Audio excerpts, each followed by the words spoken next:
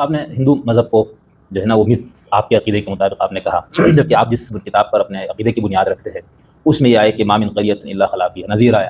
اور باقی مقامات لکل قوم ہاد آیا، تو اس روایت کو آپ کس طرح سے کہہ رہے کہ یعنی یہاں کیا ہاد نہیں آیا ہادی، یا یہاں پہ حدیت اور عیسائیت کو پھر اس سے الگ رکھیں گے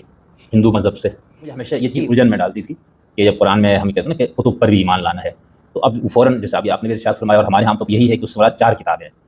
یعنی قرآن اور باقی یہ 3 تو اس میں مجھے ہمیشہ ہوتا تھا یار قرآن خود کہہ رہے ہیں، یہ جو میں نے 2 آیتیں پڑھی اور یہ یعنی یہ مسلمہ ہے کہ وما كنا معذبین حتی نبعث رسولا، یہ سب کچھ، تو پھر ہم کیا اگر میں آپ اس بات کے مکلف آپ اپنا آپ کو نہیں سمجھ رہے کہ میں وید پر بھی ایمان رکھوں کیونکہ اس کو قرآن نے سند نہیں دی، اس بنیاد پہ اس میں اصل جو ہمارے یہاں تحریف والی بات آتی ہے نا، تو وہ کہتے ہیں یہ تو وہ کتاب ہے ہی نہیں جس جو آج تورات اور انجیل ہے، یہ تو وہ نہیں ہے نا جس کے قرآن، یا آپ کہہ رہے ہیں کہ نہیں یہ یہی ہے، اس میں کچھ جو چائنا اور جاپان یہ جو پوری تہذیب اس کو بھی اسی کیٹیگری میں رکھیں گے ہندو روایت والی؟